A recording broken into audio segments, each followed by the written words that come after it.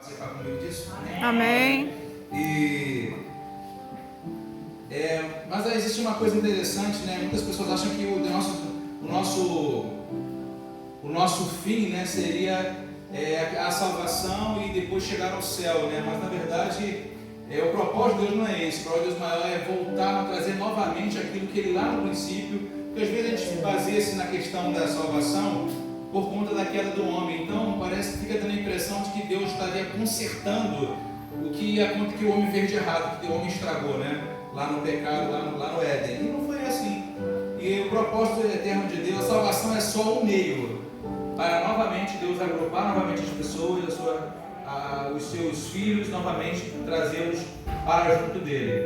E quando a gente lê lá em Romanos 3:23, onde todos estão, né, na condição do pecado, estão destituídos, distantes da glória de Deus, a intenção de Deus é trazê-los novamente para junto dele, né? E aí você vai ver aquelas parábolas como a do filho pródigo, né, que o pai fica na porta, né, esperando a volta do seu filho. É exatamente isso, né? Em outras parábolas mais, quando, né, sobre a dracma perdida, e outras parábolas que falam sobre a ovelha perdida, que ele deixa os 99 e vai atrás daquela que está perdida, né? Às vezes a gente remete isso para nível de igreja local, né? Mas na verdade ela está tratando exatamente do nosso Salvador e Senhor, que deixou, né, foi em busca, né, veio em busca da sua ovelha perdida. E essa ovelha perdida era um de nós, né?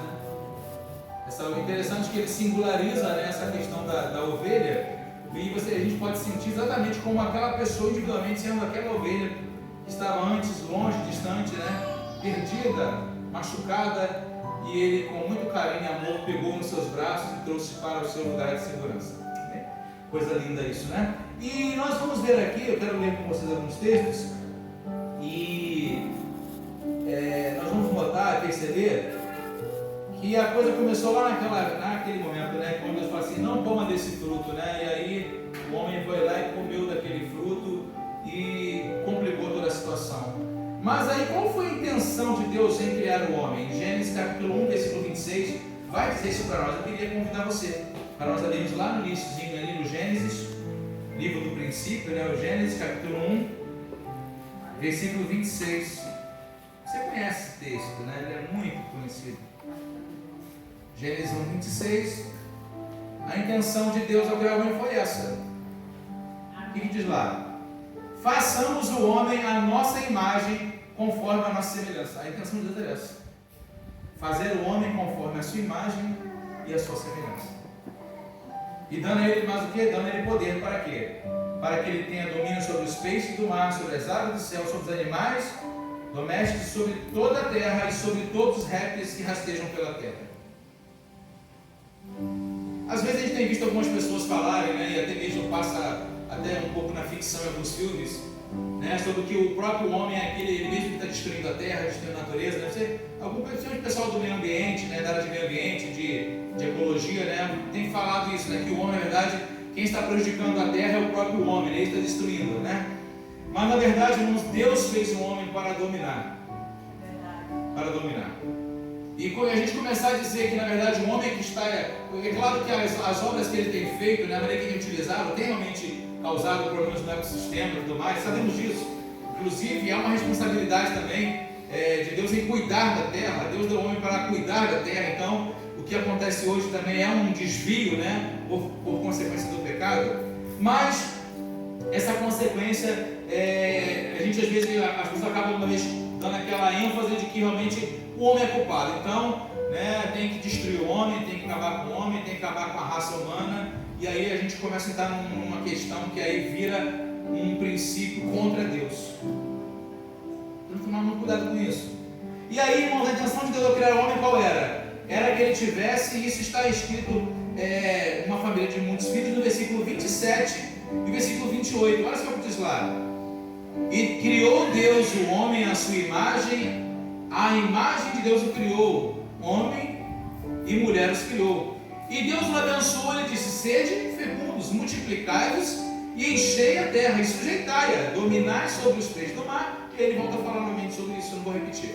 Então o que ele fez aqui? Ele diz o quê? Multiplica, abençoa eles e multiplica. Se multiplica, ou seja, Muitos, uma família muito grande, a intenção de Deus era essa. É essa, melhor dizendo. Ou seja, só que Adão tinha sido criado. E aí o que o pecado fez? O pecado deu uma interrompida nisso.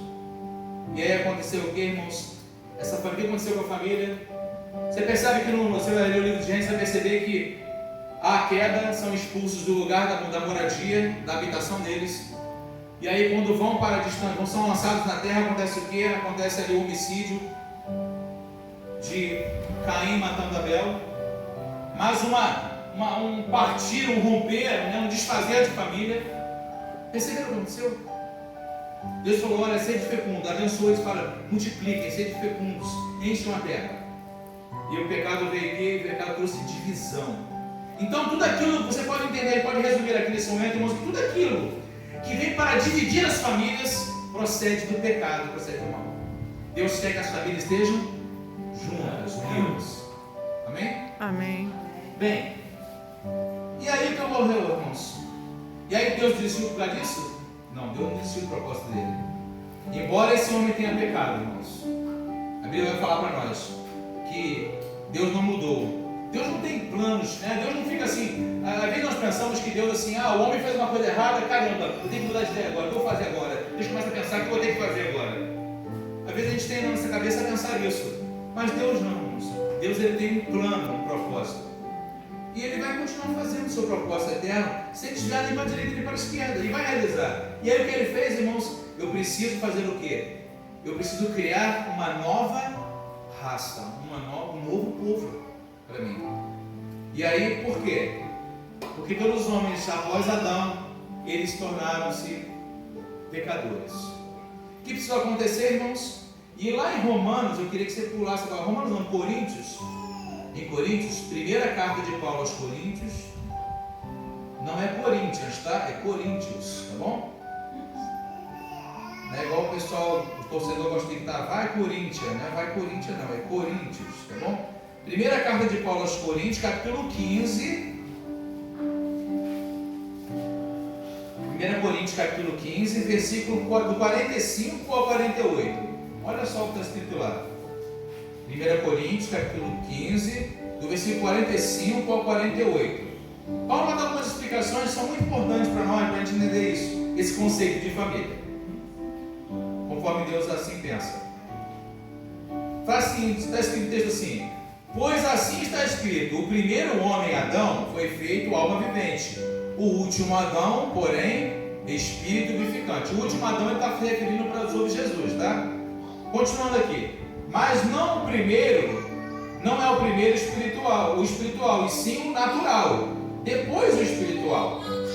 O primeiro homem formado na terra é terreno, o segundo homem é o do céu. Então, Deus formou. Por que terreno, irmãos? Porque ele acabou caindo, teve a queda dele no pecado. Continuando. Como o primeiro homem, o terreno, tais são também os demais homens terrenos. E como é o homem celestial, tais também os celestiais. Então você entende que aí uma separação. Aqueles que são descendentes de Adão são terrenos. E aqueles que se tornam descendentes de Cristo passam a ser homens o quê? Celestiais, espirituais. Por isso que você lê lá em João capítulo 1, e a todos quanto receberam, foi dado a eles o poder de se tornarem filhos de Deus, os quais não nasceram da carne, nem do sangue, nem da vontade de ninguém, mas da vontade de Deus. Aleluia. Homem espiritual, homem celestial. Aleluia. Amém? Amém. E aí, ou seja, pelo nascimento da carne, natural, nós pertencemos à raça de Adão. Mas no nascimento espiritual, no novo nascimento, lembra lá que Jesus fala de Nicodemos? Necessário é nascer de novo. Lembra que Jesus vai conversar com Nicodemos, o mestre da lei? Nicodemos, o que é nascido da carne é carne, o que é nascido do espírito é espírito. Mas necessário é, Nicodemos, nascer de novo. E essa é uma das coisas, irmãos, que vai dar todo sentido, irmãos, para essa construção, para se refazer essa nova família. É preciso que não sejamos pessoas, descendentes de Adão, mas sejamos descendentes de Cristo. Bem, e aí seguindo mais à frente, a salvação, como eu falei anteriormente, ela não é um meio, ela não é um fim, ela é um meio. Ou seja, a obra redentora de Cristo para nós, ela foi algo tão importante, tremendo e maravilhoso que ela trouxe para nós, irmãos. E parece uma coisa que a gente vê como se fosse um todo para a nossa vida, mas a salvação, ela é um meio e não um fim. Pois bem, por quê? Jesus Cristo vai dizer para nós que o seu propósito era que ele tivesse, você vai poder ver isso comigo lá, avançando um pouquinho em Efésios, Coríntios, Gálatas, Efésios capítulo 1, ou primeiro, como você gostar de pronunciar melhor, Efésios 1, versículo 4 e 5. Olha só como é que é o propósito de Deus, quando ele passa a não nos olhar mais como homens naturais, assim como pessoas espirituais. O propósito dele é esse. E assim, Efésios 1, 4 e 5. Assim como nos escolheu nele antes da fundação do mundo. Para um pouquinho. Espera aí. Se ele nos escolheu, o apóstolo São Paulo vai dizer que ele nos escolheu antes da fundação do mundo. Então, espera aí. A queda de Adão não atrapalhou nada no propósito de Deus.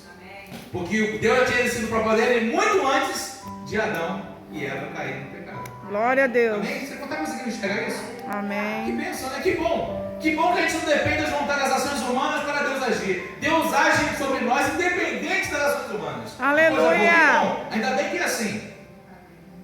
Versículo, continuando. Para sermos santos e irrepreensíveis perante Ele. E em amor, Ele nos deu destino, né? Predestinou para Ele, para o quê? A adoção de filhos. Por meio de quem? Do segundo Adão, Jesus Cristo. Segundo o beneplácito, segundo o querer, segundo a realização da sua vontade. Então, viu que coisa maravilhosa? E aí, Romanos 8, você volta um pouquinho comigo, vai? Ele faz coro com Efésios. Romanos, capítulo 8, 28 e 29. Romanos 8, 28 e 29. Estou fazendo você amassar as páginas da sua Bíblia hoje, né? Não se preocupa, não vai rasgar, não. Ela é bem resistente. Romanos 8, 28 e 29. Olha o que está escrito lá. Romanos 8, 28 e 29. Sabemos. O que é saber? Saber, eu tenho convicção, eu estou consciente disso. Que todas as coisas cooperam para o bem daqueles que amam a Deus, daqueles que são chamados segundo o seu propósito. Porque, olha só aí, que coisa.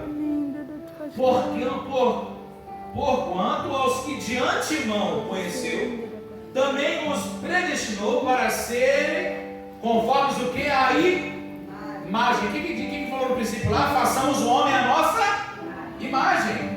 Esse é o modelo original de Deus para a tua vida, para mim. Conformes à imagem de seu filho. Por que seu filho? Está falando seu filho aqui? Porque você vai ler no texto lá, de Gênesis 1, 28, o quê? Então diz Deus, façamos. Ele fala no plural. Então estava o Pai, estava o Filho e estava o Espírito Santo lá. Façamos. Uma pluralidade ali de pessoa. A fim de que ele seja o quê? O primogênito entre muitos irmãos. O que tem na família? Irmãos. Muitos irmãos. Glória a Deus. Ele seja o primo. O que é primogênito? Primogênito é o primeiro gerado. Por isso que Jesus é o segundo Adão, como Paulo falou lá em 1 Coríntios para a gente vai dizer o que? Todo aquele que depois que são gerados no segundo Adão, que é o celestial, passam a ser. Então, o primeiro gerado da vontade de Deus espiritualmente, como deveria ser o primeiro Adão, Jesus Cristo foi ali gerado. E aqueles que recebem a obra do Filho Jesus Cristo, o primeiro gerado ali.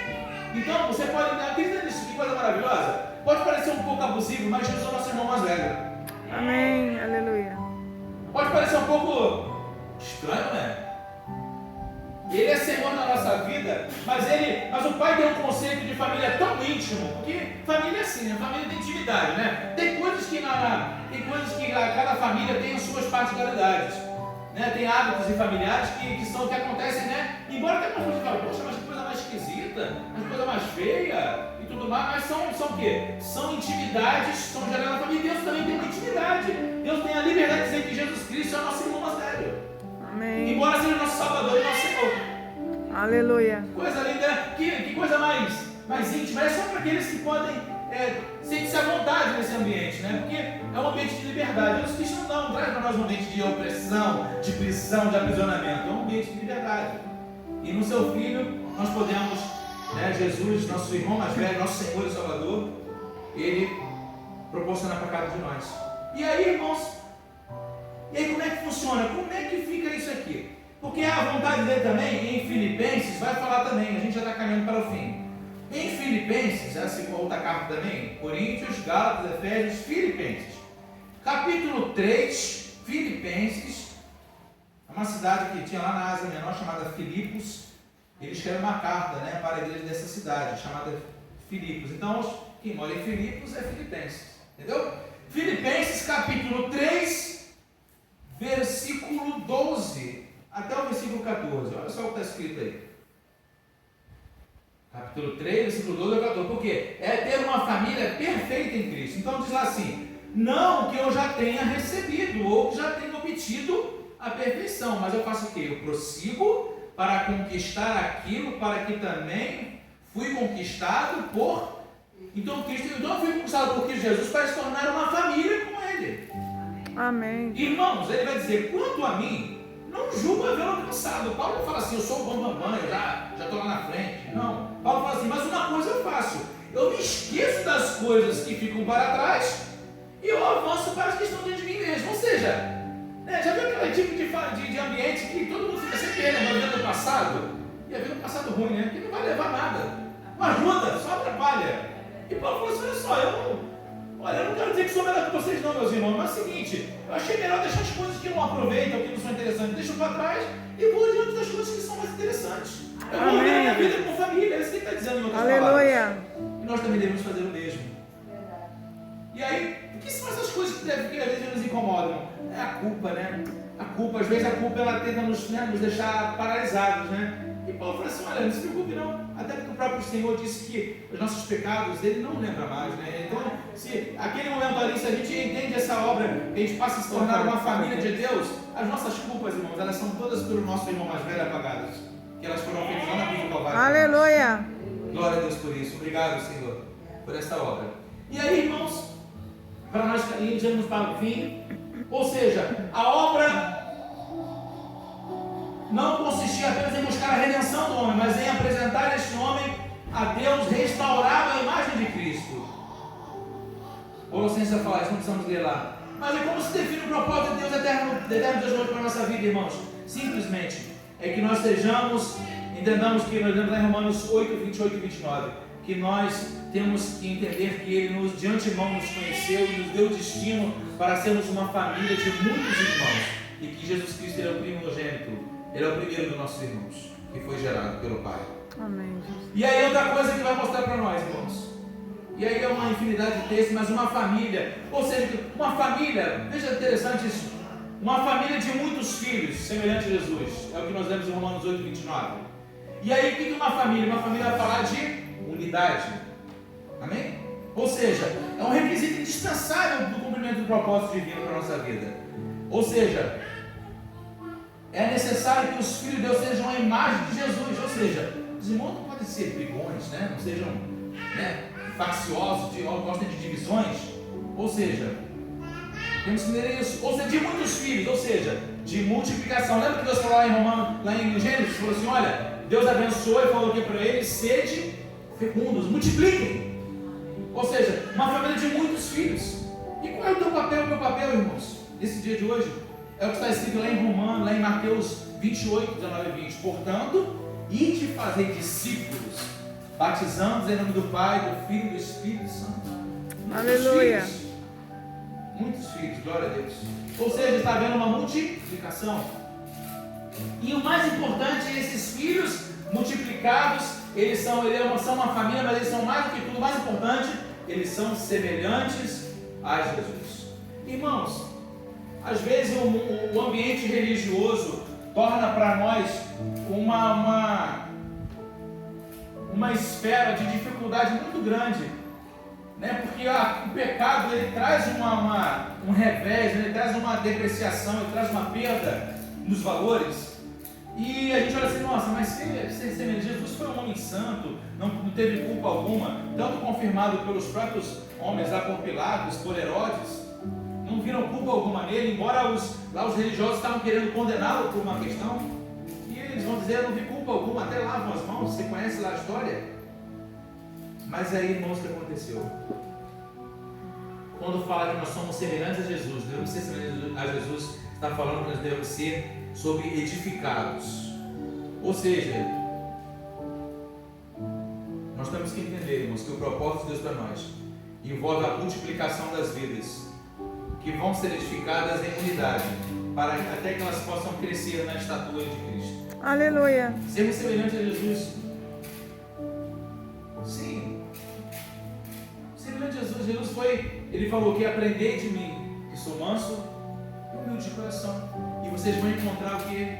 Descanso para as almas de vocês. Glória a Deus. Jesus esteve entre os 12 discípulos, irmãos, para dar um exemplo, durante 3 anos, um exemplo que a gente precisa pegar esse momento de convivência que ele teve com os seus discípulos e tomar para a nossa vida. E houve vários exemplos, irmãos, que ele foi uma pessoa correta no que ele fez. Quando era para pagar imposto, ele pagava os impostos. Amém. Ele dava a César o que era de César, mas dizia: dê também a Deus o que é de Deus. Pague os impostos a César, o imperador, que colonizou a nossa província, mas também dê a Deus o que é de Deus. Em algum momento também ele falou o seguinte: olha, se por acaso alguém tiver fome, dá de comer. Aleluia. Em outro momento ele vai dizer uma frase muito linda que o Lucas eu falei isso hoje lá em casa, que Lucas faz um registro muito lindo em Atos, que não está escrito nem em Mateus, nem Marcos, nem Lucas, nem João, mas Lucas diz o seguinte, que Jesus falou que coisa melhor era uma pessoa bem-aventurada, era aquela que mais dava do que apenas recebia. Ou seja, a nos ensinando a sermos desprendidos das coisas dessa vida. E Jesus vai contar uma vez uma história para os discípulos e falou assim: olha só, tenham cuidado, não acumulem tesouros na terra, onde a traça e a ferrugem vão correr. Ah, então Jesus está dizendo que não tem que ser pobre. Não, ele não está falando isso.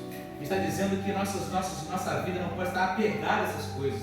Porque se aparecer alguém precisando de alguma ajuda, temos que estar à disposição para ajudar com aquilo que Ele, Deus mesmo, confiou a gente para acumular. Então não junteis tesouros, porque onde estiver o tesouro de vocês, ali estará o seu Coração. Entendeu como é que é? Entendeu por que ser semelhante a Jesus, irmãos? Ele está desprendido. Ah, não dou nada para ninguém. Se quiser que vá trabalhar. Não vou dar peixe para ninguém, não. No máximo eu dou a vara e dou um anzol. Ele que vai pescar, né? Tem uma filosofia desse jeito aí fora no mundo.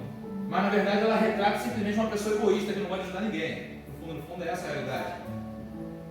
Outro momento ele vai dar um exemplo que é um dos mais marcantes, onde há um espanto muito grande dos seus discípulos, estavam com ele já há um certo tempo já. Isso já tinha mais de 2 anos. Quando no momento que ele chegou numa casa, onde era muito costume, né, de chegar naquela casa, não era asfaltado da época, né?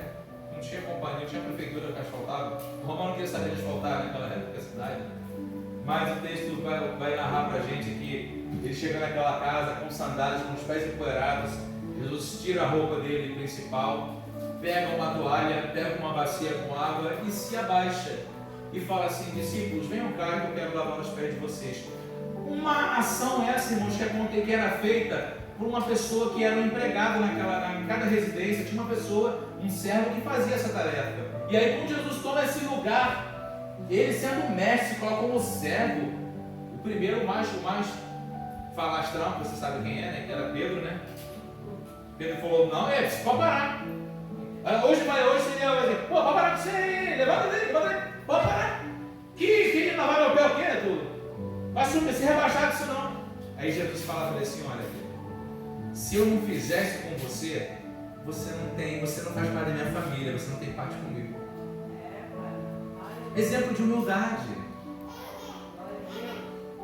O que significa, irmãos, que para sermos uma família semelhante a Jesus, precisamos também seguir o exemplo de humildade que ele teve também. O apóstolo São Paulo vai falar nessa mesma carta que é o Filipenses, no capítulo 2, que vai dizer que ele mesmo, sendo Deus, né, sendo em forma de Deus, ele não jogou usar isso como um direito para ele, mas ele fez o que? Ele se esvaziou de si mesmo, assumiu uma forma de servo, de homem, e ele se reconhecido como figura humana, humilhou-se a si mesmo e tornando-se obediente, foi até a cruz para morrer por nós. Eu quero falar para vocês, isso precisa ficar muito claro. Jesus não precisava fazer nada disso. ele não foi obrigado a fazer nada disso. Ele fez isso espontaneamente e fez isso por amor a nós. Amém, Jesus. Para poder, o Pai me pediu para que eu viesse até a terra e eu cumprisse a vontade do meu Pai aqui na terra, para que eu pudesse novamente formar a família que Ele tanto desejou que existisse. Que Adão falhou no propósito, mas eu não, eu vou cumprir exatamente. Lembra que Jesus falou assim? Lá no Getsemane, já horas antes de Judas chegar perto dele e beijar ele no rosto, para que os soldados romanos soubessem que ele era o Jesus, o Cristo. Ele falou o quê? Se possível for, passa de mim essa situação. Contudo, e é interessante que quando ele fala assim, isso é muito importante. Quando ele fala assim, se possível for, passa de mim esse cálice, é um momento humano, é o Cristo humano que está dizendo assim, nossa, eu sei que eu vou passar e eu não quero passar por isso. Mas na mesma hora ele recobra o seu pensamento, o propósito de Deus. Ele fala assim, contudo, seja feita a sua vontade e não a minha.